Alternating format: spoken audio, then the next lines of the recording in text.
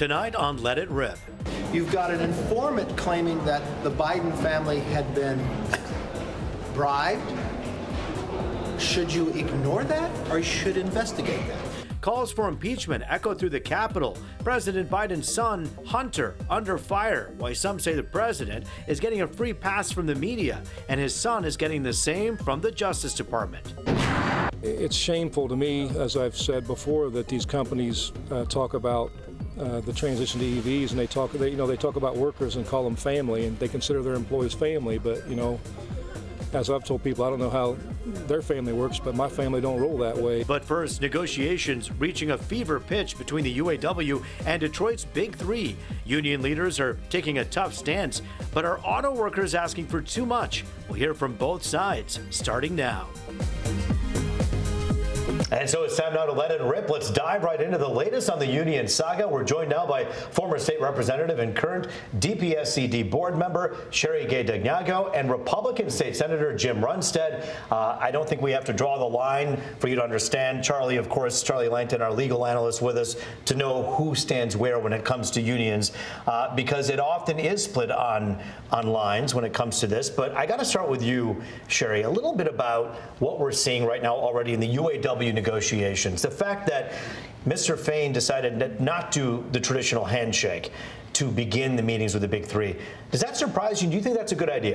Well, I mean, it doesn't surprise me. I think when you look at these companies that are making billions of dollars and the work continues to lay at the feet, of those who are working hard every day and can't seem to get the raises that are necessary without those type of strong negotiations, he's sending a strong message that says we're not here to play. We're here to negotiate on behalf of the working people in the UAW, and sometimes we have to come with a stern stance. And I think that's what he's doing. He's just taken the rein. He's hit the ground running. And everybody has their own style. So I think right now, I'm enjoying watching the way in which he is dealing with the Big Three to let them know, hey, you're making money off of these cars. We got EVs about to take place. You're transforming the economy in many ways, but you're not looking at what will happen to the workforce as we continue to evolve into EV vehicles. All right, so then Senator Runstead, you sit back and you do look at the billions of dollars worth of profit. General Motors posting their earnings report this quarter of more than $40 billion. Ford doing the same. Stellantis doing awfully well also.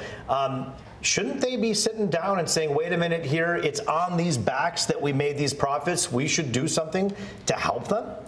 Well, I think they're making them on the backs of the people purchasing the cars. Everybody I talk to, everyone out there says the cost of cars is like insane. I think we're around $60,000 family income here in the state of Michigan. What cars are running about $50,000, $40,000 in there to buy a brand new car.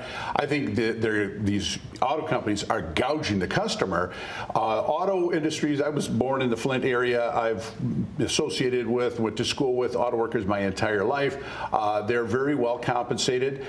Do they have some grievances? They may have some grievances, but my bigger concern is what's happening at the state with all of the legislation that is forcing things that are going to cost more for the consumer and more for the taxpayer. But wait a minute, you already have right to work. What else do you need? Many Democrats would say you already have a state in which you can pick what you want to do. You want to be part of the union? You're wrong. You're wrong. We're the only state that reversed right to work. Thank God for the Dems. In the entire nation. And all of these states, I have all the statistics about how well Michigan has done since right to work has come in, because we were known as a state in the stranglehold of union bosses. Right to work simply says that you're not forced to join a union when you go to work. And we're the only state that has reversed that. So we're going back into that lost decade. But Jim, and that's what I meant, and my mistake. What I meant to say is this is the state in which that was reversed. And so what complaints do you have now that that's been reversed? It's giving a horrific bad name to businesses who are planning on coming here to the state of Michigan. Businesses. Also, we should give more to businesses. We're talking and small businesses. The billion-dollar businesses, not the 600,000 workers that are union workers in the state of Michigan. Runstead, I think you need to say that slow and listen to yourself speak. Do not want to be forced to join the union. Say that slower and listen to yourself speak, because it's not computing. It doesn't make a whole lot of sense. People don't want to be forced to do it. If you go by the Bureau of Labor Statistics, it lets us know that when labor unions provide for higher wages, it stimulates our economy. That's not disputed. That's not a partisan issue. That's a factual issue. And so that's what we have to do. Look at the facts and not just go by rhetoric that's pushed out in the community. One of the facts that's out there is that only 5% of the cost of a car goes to the labor, right? That's the cost. The cost for labor is 5% of the price of a car. And yet they're saying, hey, we need more rights. This is important to us. Give us a little bit more. Pay the workers what they are worth. Absolutely. Pay and I don't care if it's auto workers, it's teachers, police officers, firefighters. Pay the people that make life for us better. Pay them what they're worth. Now, these CEOs do make a lot of money, and they are worth a lot of money. However, the company is making money, and they can build into a profit structure, some kind of a structure where they can get more incentives. Do it, make it. If you make more money, the workers get more money. There are ways to do it. You don't have to guarantee a raise every single time. But if the company makes the money, pay the worker. And the other thing, the better thing maybe, is that the morale for the workers are so much better. I've interviewed these people from the auto workers, 100%. and they're upset. They're not getting it. They don't feel valued. You want to make your work, if you're the boss, make your workers feel valued. And one of the ways to do it, pay them more money. All right. And so we saw what happened with right to work. And again, my apologies. 10 years, a decade lost. And I'm so glad that our governor was able to, along with the members of the legislature, to repeal right to work. I'm also thankful that the governor has also signed legislation that is now allowing for schools to pay into the unions, because not just the union members benefit when wages are available, everybody benefits. Let's talk for a moment about what happens in a non-unionized case. For instance, Ford Motor Company with their EV plant in Tennessee. They said, hey, we're going to go to Tennessee, we're going to go down south because it's more attractive for us as a company to make cars in a place that doesn't favor unions so much. They're doing well. Workers there are still getting what they want, just not in a union. What problem do you have with that? Well, so here's the thing. They have some of the protections of those that are unionized, and that's why we have to address this. But we don't even just have to look at the auto industry. Let's look at our United States Postal Services. I mean, we all saw the temperatures that have escalated across the country, well in the hundreds, people dying while delivering mail. Is that what we want to turn our country back to? A place where safety standards are not put in place, a place where the 40-hour work week doesn't matter, a place where you don't have benefits? Is that what we want our country to be? I think while we get billion-dollar companies. We're concerned about the government. Postal workers are not going to have the rights. Many of them die delivering mail, Runstead. Let's be honest now. Let's be honest. All the postal workers are dying. It's not about all of the postal workers dying, but we don't want one to die, do we? The point is. Do you have daughters? The point is, I have two daughters. Do you have a wife? The point is, I want to stick to the point. Because labor shows that, this has to do with labor. No, this has to do with labor. But let's get back. Labor ensures. Sure, you've had half of the program. Labor ensures. Let Senator Runstead. If I can get this point. We'll get back over there. Senator Runstead, go ahead. Go ahead. I don't have a problem. Republicans don't have a problem with a company negotiating, with unions negotiating for higher wages or anything else they want.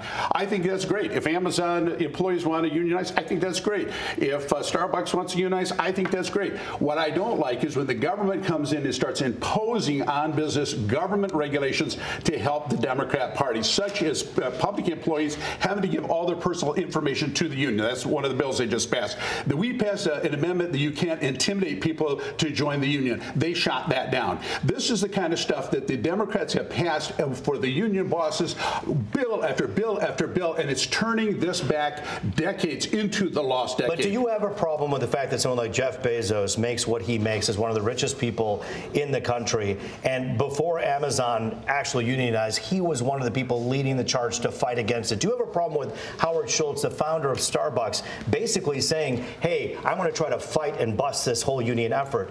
Do you have an issue with that? I just said I would be there marching for the unionization of Starbucks. Good. I have no problem with unionization. I have a problem with the government coming in and forcing these things, like right to work, telling an employee to go to work, you have to join and you have to pay union dues. It's all the government. What we have been dealing with in Lansing is a massive giveaway to the bureaucrats and to the bosses of the unions. So we asked Sherry Gay How much did the auto industry get? How much did they get in the appropriation process? How does an automaker like GM or Ford compete with, let's say, a Tesla when Tesla's working to make the same electric vehicle with fewer parts, fewer workers, and a more competitive wage? How is General Motors and Ford supposed to compete? I can't speak to how they compete with Tesla, but what I can say is when you have a happy and respected workforce, and let's not just focus just on the auto industry. I'm a former Detroit Public School science teacher.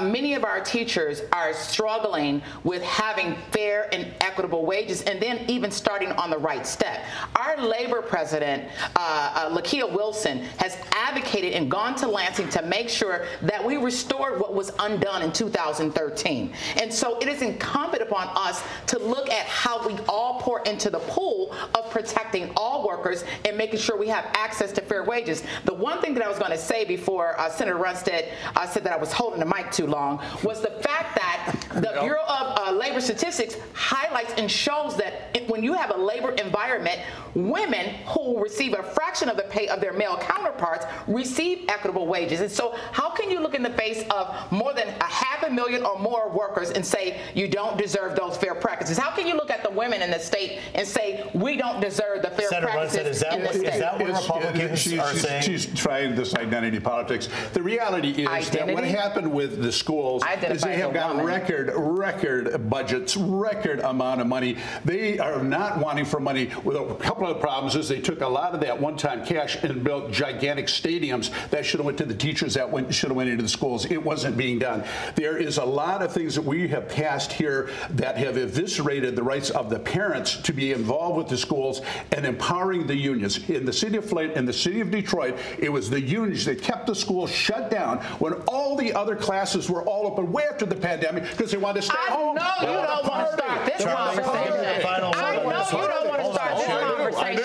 How many people died during COVID? Charlie, go ahead. I'm just saying, listen, right to work or not, listen, if you're doing a job, pay you for what you're worth. And I think the company can make the best decision there. Well, let's hope that what began without a handshake will end with a handshake in which everybody gets an equitable piece of what they deserve. The unions did their job, we'll have to wait and see. Them. We'll be covering it. Sherry Gay Dagnago, good to see you. Senator Runstead, always good to see you. Charlie and I are back on the other side of the break talking about Hunter Biden. Is he getting a free pass from the Justice Department? And is President Joe Biden getting a free pass from the media? We tackle that when we come back. Welcome back. The president's son, Hunter Biden, is in the spotlight tonight facing tax charges, and it's giving Republicans new fuel against the president. And some are asking tonight, is there a two-tier justice system? Joining us now, Detroit City Councilman Coleman Young II and Brian Pannebecker, the founder of Auto Workers for Trump. It's good to see both of you. Thanks for joining us. And of course, Charlie Langton, our legal analyst, here as well. So let's get right to it. Hunter Biden in court. This all happened in the last few days, last 48 hours. There was a proposed deal where he would plead guilty to tax charges to avoid a gun charge, and it hit a snag. And the judge said, hold on, wait a minute here, let's just figure this out. Coleman, does that help or hurt this president whose son is in the midst of this problem right now? First of all, Root, it's always good to see you, man. You look like new money. Always a good pleasure. To see Finally you, got called up to the big leagues. You're here, so man. excited. You're so excited. I'm glad you're here. Listen, first and foremost, I just think this is a gigantic distraction. I mean, the fact of the matter is, if we're really serious about justice, we'd be talking about the fact that Jared Kushner got $2 billion from the Saudis, the fact that the Trump sons were running an organization that was actually convicted of criminal tax fraud. I mean, the fact of the matter is Trump and his family, they have more cases against them than an airport conveyor belt. They've broken every single law except gravity. And this is nothing more of a distraction because Trump is about to face 2 more indictments, one for messing with election interference in Georgia, and then for his role with January 6th, the violent insurrection that led to the violent coup d'etat against the United States, his own government. That's all this is a So, distraction Brian, from that. Hunter Biden is a private citizen. This is a personal matter, and no one else should have to care about it. What's wrong with that? Well, Hunter Biden may be a private citizen, but he's been raking in millions of dollars for the Biden family. And thank God we have a Republican Congress right now, because Jamie Comer, in charge of the House Oversight Committee, has dug into the bank records. And it turns out that the phone call that Trump got impeached for when he spoke to the prime minister over there and said, hey, you might want to look into the Biden dealings with Burisma because something janky's going on there. It turns out it was. They've set up like 23 shell companies, the Biden family has, to accept money from Ukraine, China, Romania, a bunch of other foreign countries. And then that money is filtered through there, and it's made its way to at least 9 Biden family members. So for Coleman to say that this is a distraction, that's a distraction.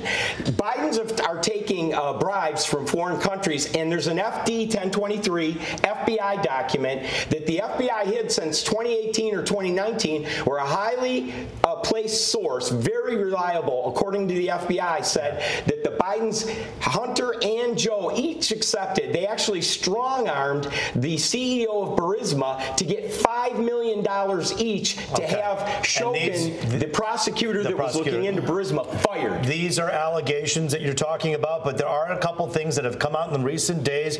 And Coleman, I want you to address this. Hunter's ex-associate saying, hey, he met with Joe about the China deal. Then we hear Hunter saying that, hey, in a phone conversation, I'm sitting with my father, and why has this commitment not been fulfilled? Talking about a China deal. Why shouldn't the American people be concerned, even though the president has said he's had nothing to do with the business dealings? If these things are true, that would be very scary, wouldn't it? That's the key thing. If these things are true, if they're true, show the evidence. All we heard is hearsay. All we heard is what someone says. First, let me say this: Shokin was not fired because he was trying to pressure Burisma for the Bidens. Shokin was fired because he would not prosecute corruption. That's why Joe Biden asked for him to be fired, not because he was investigating the Bidens. But if the then vice president, but I just want to say that that's just completely false. Let's just get that out the record. But if these are not the truth, I want you to address. Hold on one second. And prove repeatedly. And if they have evidence, show it. But Coleman, I want to address this. We got a better chance of finding Bigfoot than we do finding evidence. If they end up with evidence with an ex-associate basically saying that, hey, I met with Joe about the China deal, if that's true, and I understand these are allegations, but if Hunter is sitting with his father and asking a Chinese businessman why this commitment hasn't gone through, if these are true, that's very disturbing. And if that was Trump and Donald Jr., you would be talking a very different tone, wouldn't you? That's exactly correct. But it's a double standard. We have a two-tier justice system in this country. Am I talking? Coleman, go ahead. You've been talking. Coleman, go ahead. Well, you're going to control the man's show? Coleman, go ahead. Would you, if the shoe was on the other foot and this was a Trump issue where his son Donald was having these same allegations against him and Donald Trump Sr., would you be talking? But we're talking hypotheticals. Look, we're talking about the president of the United States of America potentially doing wrongdoing. I would like to see some actual evidence first before we make a decision. Look, I mean, that's like saying if I reverse my age by 20 years and lost weight, I could go play in the NFL. We all know that's Charlie, I keep hearing about a two-tier justice system from both sides. The evidence has been hidden by the FBI. Charlie, we keep hearing about a two-tier justice system, both from Trump's side and the Biden side. This seems like the biggest buzzword in this election. I think it is the biggest buzzword in the election, the two-tier justice system. The only thing I do know is that there was a plea bargain just the other day that fell apart. And there was a judge that picked apart the plea. Pleas don't generally fall apart, especially at this level. It was a sweetheart deal. Something went wrong there. You don't give away 2 tax charges and a gun charge for a misdemeanor, no jail time. Not even prison time, but no jail time. So something it was a sweetheart deal. It could have been. I don't know the facts. I don't know all the facts there. So it could have been a great deal. But it fell apart, and someone is picking apart something there. A federal judge picked it apart. A federal judge picked it apart. Yeah. I think that's a good thing. Trump appointee. I think Trump appointee. That's okay. Trump appointee. Still, but there's a Justice Department that seems, though, possibly trying to rush this plea through. That's not good either. So something on that level, I don't understand. So, Brian, the question then becomes, we keep talking about hypotheticals, and we shouldn't be talking about hypotheticals, but the one thing we do know in this affidavit against Trump, the one about the classified documents, is the fact that this affidavit does say that he was sharing with some audio some of these classified documents about military secrets and nuclear secrets with random company at his Florida home. When you see that, does that disturb you more or less than what you're hearing about the Biden case? It disturbs me equally when I hear of somebody doing something that's breaking the law. Now, my problem is... Do you think Trump broke the law? When he gets to court, we're going to find out. I think that the charges against him are all politically motivated. They're going after Trump for anything they can dig up, just like when he was in office. They've been after this guy since he came down the escalator. Joe Biden's committed crimes. He's the big guy that's involved with Hunter's shady business deals. All those companies that Hunter allegedly owns do nothing except collect donations from foreign countries so he can funnel it to his cronies and his family. So when Coleman says he wants to see the evidence, well, then the FBI should stop hiding the evidence. That FD 1023 that the human source that they investigated, said that they both collected, they strong-armed the CEO of Burisma for $5 million each for Hunter and for Joe. Well, let's see that HD 1023. But you hear Coleman say often that this is a distraction about the Biden case and the Trump case, allegedly falsifying business records and allegedly mishandling classified documents. Is that just a distraction, or is that something that if there's smoke, there's fire, and that you're concerned about? I think that the charges against Trump are largely politically motivated, and that's where the defense in court, though. Okay, I understand that, but if they're going to go after him on such flimsy, made-up things, all the presidents take home. I mean, look what happened after they found those documents. After they raided Mar-a-Lago, you saw the documents that Biden had in his garage, sitting in a cardboard box next to his Corvette. But he gave them up. And his son But he gave them up, right? He had them there, and guess what? He had classified documents from back in the 70s when he was a senator. Guess what? Senators are not allowed to take home classified documents. Brian, he took them home illegally. Let's just say all things are equal, and it's not good that both of these men had classified documents. Then go after them both. Pence. Why aren't they going after them both? But when they go after Joe and he gives them up, and then you go after Trump and he doesn't, they come back 3 times, according to the affidavit, isn't that an issue? According to Trump, he was negotiating with the group to return those to the archives. And, that's just no negotiation. This belongs to the American law. Coleman, I'm going to ask you a question. What? You say this is just fodder for, political theater, perhaps, with this Biden case, but there's one guy who says that's completely false. Kodak Black is a very famous rapper, and he got 46 months. 46 months. Hold on. 46 months behind bars for charges that are almost identical to Hunter Biden, and his attorneys are saying, man, I wish I had that kind of privilege that Hunter has. Your thoughts on that? Well, first of all, you're defending white privilege? Well, first of all, you have to admit that it exists for me to defend it. So are you admitting that white privilege exists? Are you defending it? You think Hunter should be treated differently? Are you admitting that white privilege actually exists? Don't accuse me of something that you don't believe exists. That doesn't make any sense. Let's let him answer the question. Kodak Black is an entertainer. Right. He gets 46 months in prison for a civil charge, and Hunter Biden is still floating around here. That's the wrong comparison. Why? That's the wrong comparison. I'll tell you why. We're talking about people who are in positions of power, right? The person who you need to be compared to is Jared Kushner receiving $2 billion from a, excuse me, can I please finish, sir? Thank you. $2 billion from a dictator who tortured with a bone saw and killed an American citizen and journalist, Jamal Khashoggi.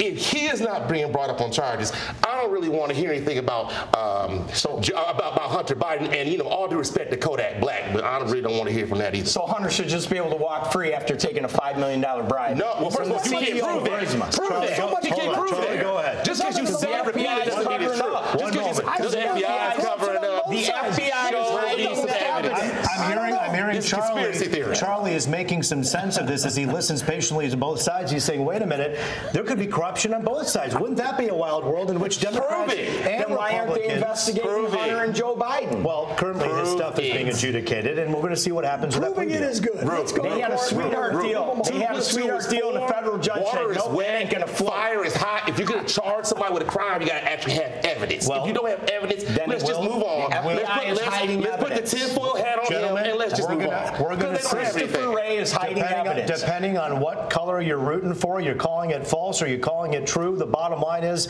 the court will tell the story with both this Hunter case and others, we think, and the Trump case. Brian, thank you for joining us. Coleman, always good to see you. Thanks for joining us. Charlie and I are back on the other side of this break as well with our guests with some final thoughts. We are with our final thoughts. Let's start over here just on that side of the table with Brian on what we're looking at with this Biden case. Well, hopefully the House Oversight Committee, which is now chaired by a Republican, will continue to uncover bank records, facts, actual evidence, and they will get to the bottom and they will find the money trail. You know, if you want to find out if a crime was committed, follow the money, and the money's been flowing to the Bidens. Coleman? I think that this is good. I think that the deal is going to be upheld. I think eventually. I think what happens is the Republicans are going to overplay their hand. They're going to go for impeachment, and I think once that happens, then I think that Joe Biden's going to win. I think we're going to gain seats in the Senate, and we're going to take back the House. Charlie, you're the only lawyer in the House. Well, I'll tell you what. Let's make this still a PR issue too, because it's in a level that everyone in the country is going to be following. So yes, the law may play it out. I don't know the facts on the law side, but the bottom line is the Biden people they may take a little sting on this one. Privilege sees no color, whether it be red or blue, and we'll have to wait for a judge to decide on both these cases what happened here. We thank our panel, Brian and Coleman, for joining us. Charlie, always good to be with you. That does it for this edition of Let It Rip.